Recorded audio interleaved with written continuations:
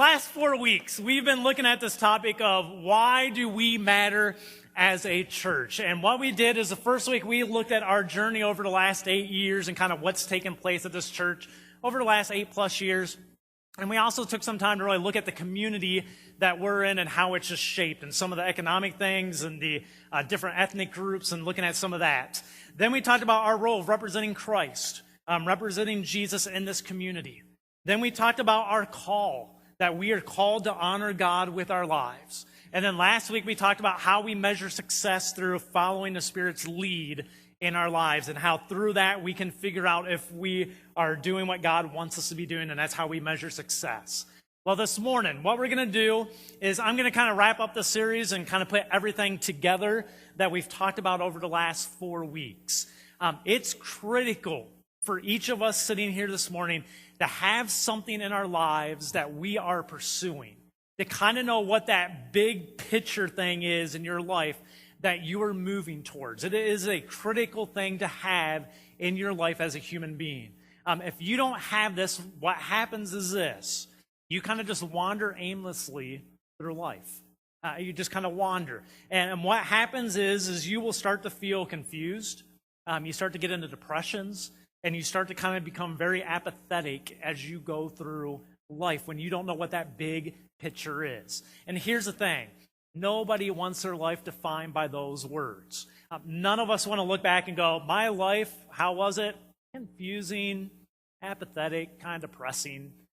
That's not what any of us want to go to our deathbed thinking about our lives. Proverbs 29, verse 18, it reads this. It says, where there is no vision, the people perish, but he that keeps the law, happy is he. What you see in that scripture is this: where there is no vision, the people perish. Where there is no vision, people die spiritually. People, that's what I have to say, you get depressed, you get apathetic, you just die as a person spiritually and just in all aspects of your life. But he who follows the law, it says here, that keeps the law, happy is he. He who knows what they're supposed to be doing, have happiness, have fulfillment. They have a life that they can look back on and go, man, that was a life of purpose that was fulfilling because they know what they're supposed to be doing. Give you an illustration of this. There is, in Numbers chapter 13 and 14, the book of Numbers, there are two guys named Joshua and Caleb. They are 2 of 12 spies.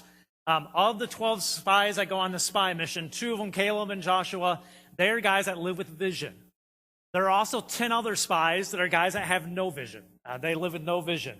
And if you know the story that happens here in Numbers chapter 13 and 14, what you have is you have Moses has led the people out of Egypt, out of slavery, and they have been told by God, the reason I'm taking you out of slavery is I'm taking you to your own land, and it's called the Promised Land, and I'm taking you to this incredible land that I'm going to let you have for your own very place.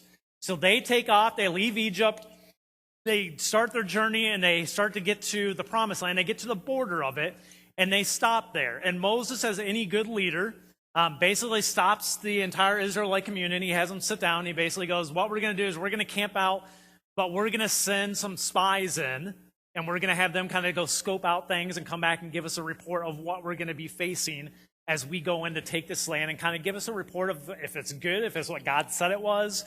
We're going to send them in. So what they do is they pick 12 spies, one from each of the tribes of Israel. So basically each tribe goes, we know one of our guys is there, so we're getting a truthful report.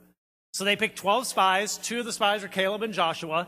They send those guys into this Promised Land, and they send them in, and they go in, I think it's for, it's off the top of my head, I think 40 days. They go in and scout out the territory and kind of are just spying things out. They come back and they give a report to the community. And what happens is, they get up and they go, it's everything God promised. It is an incredible place that we get to inherit that God's given us. And they go, you can't wait to get there. You can't imagine what the produce looks like. And they basically describe it as milk and honey, that it's the great life. This is where we want to be. It's incredible what God has given us, okay? So they give that report, and as they're giving it, the 10 at the end of this little report go, but the people there, they're big. Okay, let's just be honest. They're stronger than us. They're more prepared than us. These people are fighters. We're not. We're just a bunch of slaves. The thing is, if we go there and try to take this land, they're going to slaughter us, and we're all dead. And the people go, oh. And what you have is you have two guys. You have Joshua and Caleb, 2 of the 12, and they step up and they go, hey, you know what? Everything they told you is true, but we want you to tell you one more thing. The thing they're telling you about, we can't take this, isn't. Because God has promised us this land. God has told us this is our place. This is going to be our land that we get to inherit and live in. And they go, let's go take it. And then you have the other 10 go, no way are we going to take it. And they convince the entire society to basically go, no, we're not going into the promised land. We're not going where God told us to go. And you have Caleb and you have Joshua going, no, we have to go in. God has promised it to us. You can't look at the circumstances and go, that's how it's going to work out. God has said it's ours. We're going to go take it. And the people rebel against Moses and Aaron, who are the two leaders, and they rebel against them. And do you guys remember what the punishment is? What's the punishment? For rejecting God. What's the punishment? 40 years. They do what? They wander in the wilderness in circles for 40 years. God basically goes, you're not willing to trust me. You're not willing to go where I tell you to go. For that, I'm not letting any of you enter the promised land except for Caleb and Joshua. You're the only two of the entire society are going to get to go into that promised land. He even says to Moses, you don't even get to go in. Why? You're the leader and you're going to be held responsible for them. So you're not going to get to go in either. And he says, here's your thing. You're going to wander for 40 years so you all die off. And the next generation will get to go in. What you see is this. Knowing what you're supposed to be doing in life makes a huge difference on your outlook in life. If you have vision, you know where you're supposed to be going, you have purpose, and even challenges don't seem like challenges to you. But if you have no vision, what happens is everything looks insurmountable.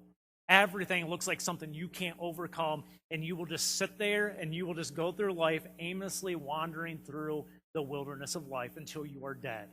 All right? That's the power of vision. That's the power of knowing where you're going. So, what is the purpose of our church? What is your purpose as individuals serving God, and what are you to be pursuing each day? That's what I want to talk about this morning. When you look at the last 4 weeks and you put everything together, it's simply this: representing Jesus, honoring God, and following the Spirit's leading in your life. Got it? Representing Jesus, honoring God, and following the Spirit's leading in your life. You're going to see and hear this around this church a lot moving forward, because this is our purpose moving forward as a church. As I mentioned in week 1, we used to have one about creating a godly environment here and getting this place to what I would consider a healthy church, and I would say we've gotten there to a large degree. Will we ever be perfect? Absolutely not. We'll always have struggles because we're all here and we're all people. But we are at a place I would say is a healthy spiritual church. Now we move to someplace different, and this is what you're going to be hearing about.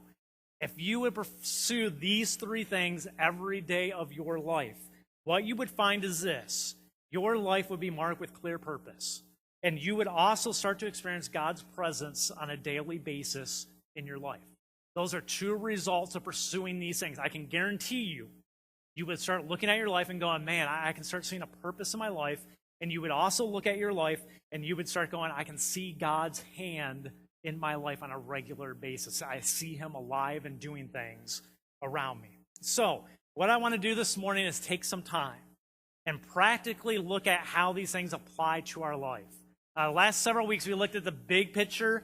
This morning, as we wrap things up, I want to boil it down and go, how do these things practically play out in our lives on a daily basis? And to do that, we're going to start with the personal side. So not looking at us as a corporate body, but looking what happens when we are away from this church, when we're here on Sundays and Wednesdays and serving in different capacities. What do these things mean to your daily life? So let's start here. The first thing is this: you are to be representing Jesus to the world around you every day of your life. And here's the thing: you have to be intentional about this. This is not something that just happens naturally, that you never give a thought to and it just happens. This is something you have to be intentional about. But here's a problem. Most of us are scared to death to talk about our faith in public. It's one of our biggest fears, is actually going, how do I talk to someone about my faith? We talked about this some in my Sunday school class last week, and I thought it was really practical stuff, so I'm going to share it this morning. But if you boil it all down to what your biggest fear is, it's this: Most of us have no clue how to get into a spiritual discussion. Is that true? It scares you to death. Like, how do I get into a spiritual discussion, right? And what we always were taught, the thing that really adds fear to us is, back 20 years ago, the whole way you got into it was this. You go door knock and you say, do you know Jesus? Right? And none of us are going to go do that. Correct? If I start a campaign today, let's go knock on doors and say, oh, go to the door and your first words are, do you know Jesus? How many of you want to join me today? Okay, Craig, you're on your own because I'm not joining you. But you can show up. You can do your thing. But here's the thing. We are all fearful of sharing our faith publicly. But I don't think that's the fear. I think the real fear is we don't know how to get into that conversation without seeming creepy. Okay? So we're worried that we're going to come off seeming like a creep, talking about our spiritual faith, a really just uncomfortable situation. So we avoid it. But yet, at the same time, we have to be intentional about representing Christ and sharing our faith. So let me give you a little secret of how you do it. There is an age-old tested thing that's very successful of how you get into spiritual conversations so you don't come off seeming really creepy, okay? It is this. Any place in life, work, home, neighborhood, whatever, people like complaining, right? People always talk about their life. They like to complain about other people. They like to complain about things happening in their life, how bad everything is, whatever, okay? Since we live in a society that does that constantly, we are in the greatest society in the world to start spiritual conversations and build trust with people of how we can start having those conversations. Here's a little secret. All you need to do is this. Next time someone complains about something happening in their life, or they share a concern they have or something that's happening in their life, these won't sound like a creep. All you say is this: I'll pray for you. Can you say that? I'll pray for you. You know what? I hear that person complaining. I'm in a conversation. You know what? I'll pray for you for that. That's all you have to say. You don't have to go into, give me more details so I can pray specifically about it and blah, blah. Very simple words on the way out of the conversation or in the conversation. You hear them complaining or whatever's happening in their life. All you have to say is, I will pray for you. And you leave the conversation after that. That's naturally when the conversation is wrapping up or whatever. You just let them know you're going to pray. Now, here's the second thing. You can't leave it there. Here's the other big secret. What you have to do is somewhere in the future, within a few days, go back to the person and ask them for an update about how things are going. And here's how this conversation goes. You know what? You were talking about this a couple days ago. I told you I'd pray for you. I've been praying the last few days just on my own about it. I just want to know if there's any updates on that or anything because I've been praying about it. Now, do I sound creepy? No, Shirley. No. I seem like a normal guy, okay, that's actually concerned about you and what's going on in your life. And as Christians, that's who we're supposed to be, right? We're supposed to be concerned about people. And so this is an easy way to do it. Instead of saying, knock, knock, knock, yeah, hello, do you know Jesus? No, you're creepy. Get out of my door, okay? All you're doing is going, you know what? Hey, can I pray? I'm going to pray for you. I'll pray. Not pray for, I will pray about that for you. You don't pray with them there. I will pray for that. A few days later, you go back and go, hey, you know, last week, you were talking about this. I said I would pray for you, and I have been. I was just wondering if anything's happened there. What you do is you are establishing trust with someone that you actually care about them and you listen to them. And the follow-up part is key because it shows that you care about what they said and you're listening to them, not just giving them lip service. If you would do that, God will open up doors all the time for you to talk about your faith as you establish trust with people that you are a spiritual person who cares about them and is listening to them. Very simple, very non-creepy, very effective. And we are called to represent Jesus on a daily basis. That's an easy way to start building relationships with people where you can through a verbal conversation. Okay? The second thing is we are to be honoring God. Every day of your life, you are to be honoring God. And again, just like the first one, you have to be intentional about this.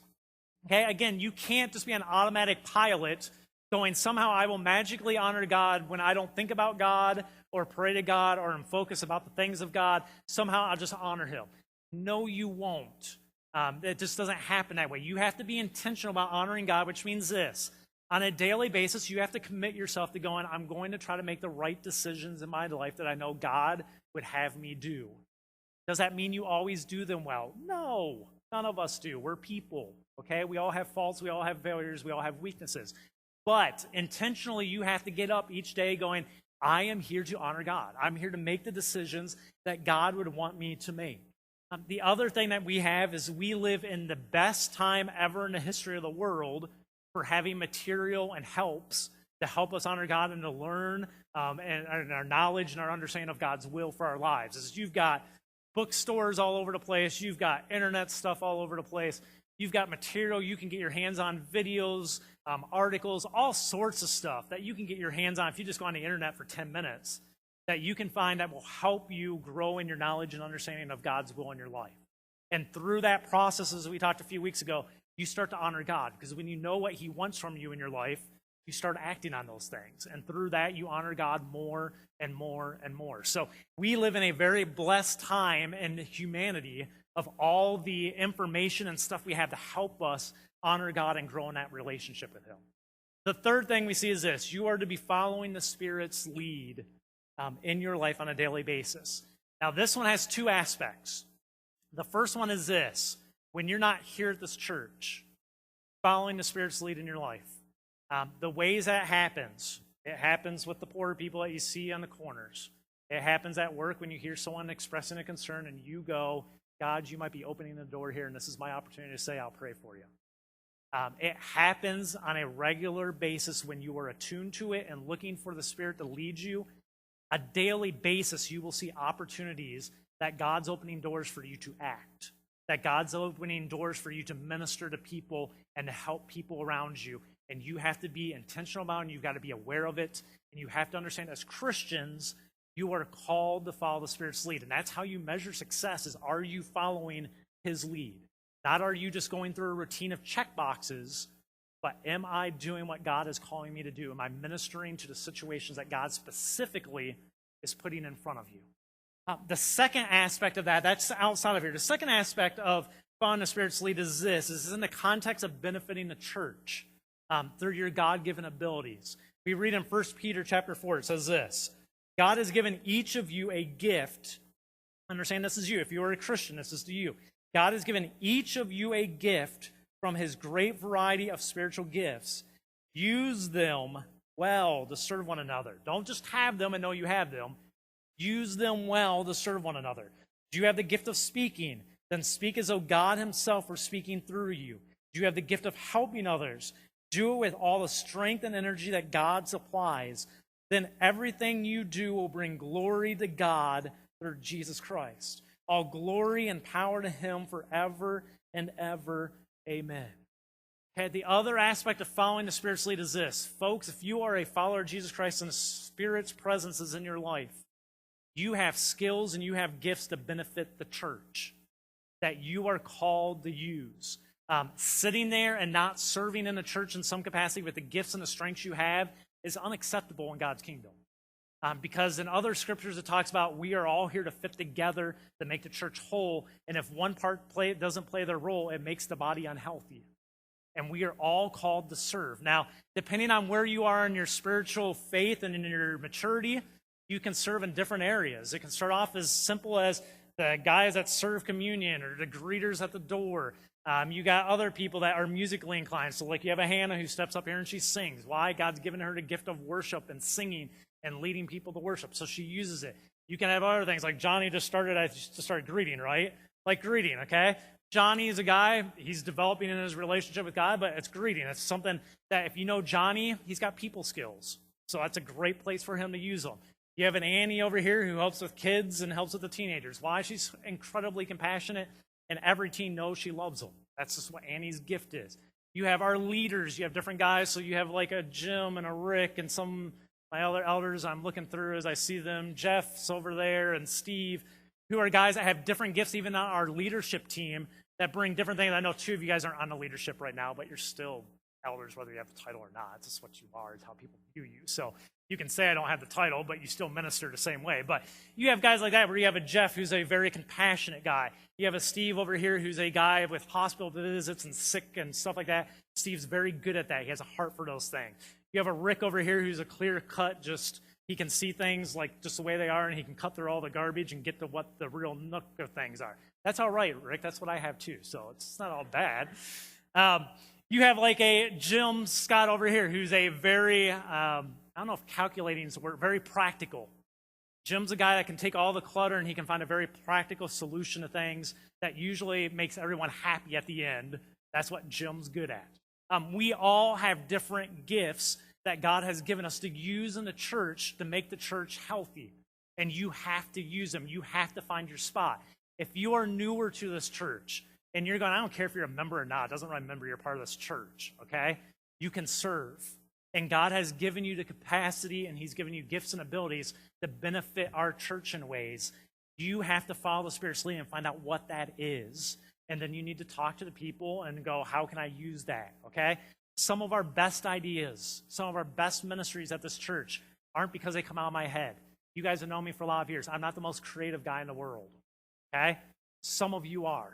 And some of the best ideas that come out of this church come from you. Give you a quick example of a newer one. We've had others in the past, but Ann did that thing with the school that we still do with your child, feed a child, or your family, feed a family, which is Ann felt compassion. Maybe that's an area we could help at. And I would say you felt led by God because I remember the original conversations with you. You felt God put a burden on you to do something. And through talking some, we worked this thing out and went, that would be an avenue. That would be a way to use that. Some of the best ideas we have at this church come from you and God working through you and you being aware of that and following the Spirit's lead. And then God gives us incredible ideas of things we can do to minister to our community and to each other. So you need to be looking at how can God use your life to benefit the church. Now, let me take the other side. I won't spend too much time on this, but looking at the context of the church, how does these three items apply to the context of the church? Item number one, which is this. As a church, we are to be representing Christ. Some of the areas that we need to shore up in this area is this, our follow-up on guests, and I call it first impressions. I'm not good at this. I don't know what all the solutions are. How we better follow up on guests that come to our church and are first-time guests here and people that start attending here. How do we follow up on them and help them get integrated into our church body quickly so they feel like they're part of the body and not just lone individuals in this church? That is something we have to shore up. We have some things in place, but we could do it a lot better, and we're not real effective at it. And that's one of those areas I feel God's leading us to go, we got to figure out how to do that more effectively. So if you are a person with people skills that's good at that stuff, you got some ideas, bring them to me. I'm probably going to handpick some people and pull a meeting together soon to start brainstorming some of those ideas and go, how do we do that better? Because we have to get better as a church that way. Another area that this means, how we represent Christ, is we always have to be looking at the things we do and go, how do we better engage our community? So even though I think we do a fantastic job ministering to our community through our food bank, our Feed a Family, our harvest parties, our Bethlehem Walk, all these programs, we do a lot in this community. That doesn't mean we don't take time to still effectively look at it and go, how do we better engage our community through those things or through other avenues? So we always have to be evaluating those. The other one, and this is one I'm going to ask for your prayer on. We need to be praying about this as a church. One of the areas is our youth minister and children's director search, where we're trying to find some part-timers to oversee those ministries and start pouring our lives into them. I thought it was going to be easy, and it has not been easy. I thought, there's kids all over the place that we could get for a weekend, Wednesday night youth guy at some of the local schools here. It's not getting a lot of response. So we re-put everything back out in January to ORU, Wesleyan, and Ozark, and just not a lot of response. So here's what I need from you. We all need to be praying. We need to find who those people are because they would be a huge benefit to us representing Christ to those age groups and getting some more clear focus there and moving with those. Dan's doing a great job overseeing what he can in his time with some of that of the organizational side of it. I teach on Wednesday nights, but neither one of us are fully focused on it because I have a whole other part of my job. Dan has a whole job. It's spare time that we put into those. We need some people who are going, here's my vision from God. This is what I'm looking to do. You need to be praying about it. So if you put anything on the front of your bulletin, please write that down. That daily you start praying for our youth minister search and children's director, that God would send us the right person and we'd be able to see them when God does. Okay? That's the first thing. Second thing as a church, we're to be honoring God. We talked about this 2 weeks ago. And here's simply what that means is this. We need to be keeping a godly environment that's absent of gossip and slander in this church, which we have got our reins on pretty well, and we never want to have back at this place, okay? But we need to constantly be working at eliminating gossip and slander from this church body and make this a body that's full of encouragement. that when we are together, when we are around one another, we are encouraged, we are not knocked down. And that's what defines us as a church. All right, so in honoring God, that is another way we do that, is we make sure that we eliminate the unhealthy things in relationships and we stimulate the things that are encouraging, the things that build us up. That's what needs to define us as a church. Also, as a leadership, we need to be giving you relevant teaching.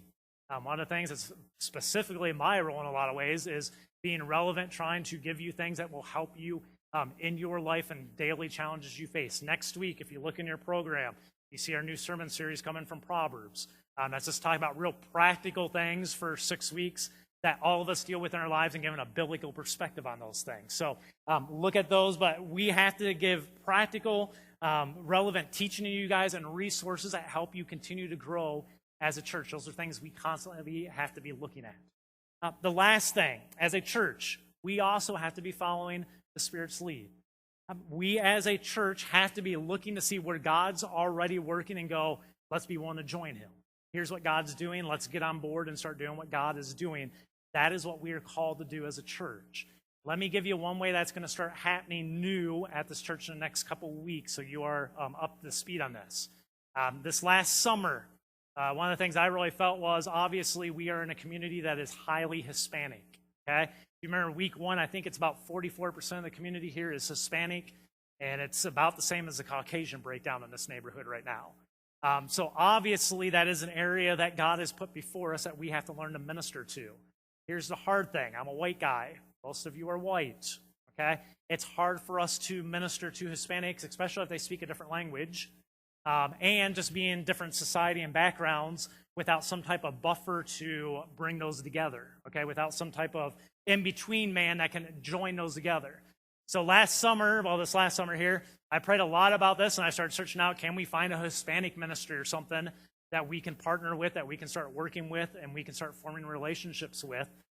Very same way that we did back with the Mullen congregation. We still have a lot of them in our congregation that are here with us, which is naturally, we would have never connected with Mullen people because we're two different societies. We don't intermix a whole lot outside these walls and in society. But through having a middle person, a ministry, and joining the two together, our kids now are all friends, okay? When you go upstairs, our children's ministry is multiracial. It's every color, background, and ethnic group you can think of up in our kids' class, and there's like 20 kids up there.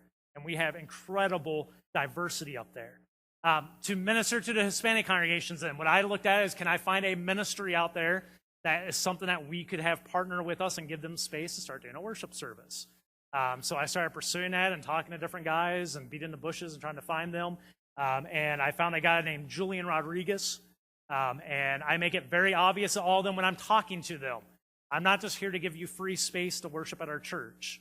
My intent is we start working together and we start building friendships and we start building bonds together that eventually we become one church. We don't just are two separate ones and you just rent space or whatever. We'll give you free space, but we want you to interact with us and we will interact with you and build relationships. So within the next few weeks, we have a Hispanic congregation that's going to be starting, that's going to be worshiping here on Sunday mornings down in the chapel area as well. And my encouragement to you is start making your way out of your way and go talk to them, make some friendships, shake hands, get to know them so that they feel like they are one of us because they know our intent is somewhere to join down the road and become one body and do everything together. So that's the next avenue we are pursuing right now as a leadership and as a church and setting up with Julian. So you've probably seen him here the last couple weeks, some of you down in the Sunday school hallway. He's obviously Hispanic. You can tell he's Hispanic, okay? So if you've seen him, that's Julian Rodriguez. He's kind of the head minister there that's going to start that ministry up. And they will be totally independent of us. We have no oversight of them whatsoever. We are trusting God that God will build those relationships over time as we learn to trust Him and they learn to trust us. They are a small group, so they're not some big group coming in. They're just a small group, and he's trying to build it from scratch. But he realizes, he's out in Broken Arrow right now, he realizes this is where the Hispanics are, okay? And this is where they need to know Jesus Christ. So he is here and going, this is the Hispanic hotbed of Tulsa. I'm going to come here, and we're going to try to build something together for the glory of God, okay? So in the next couple weeks, you will see that. We'll keep you posted on those things as they happen. Here's the deal. Every day, you need to wake up committed to representing Christ, honoring God, and following the Spirit's lead in your life. If you would commit to these three things, you would be well on your way to being the person God desires for you to be.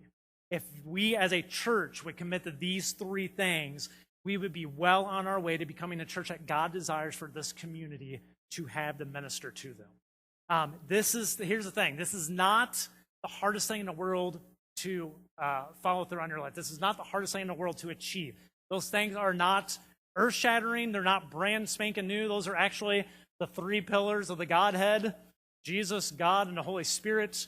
They are the Trinity, and they're not hard. It's what we're taught all throughout Scripture. These are the things we are to be pursuing. It's not hard to achieve, but it does take a daily commitment from each of us every single day to achieve it.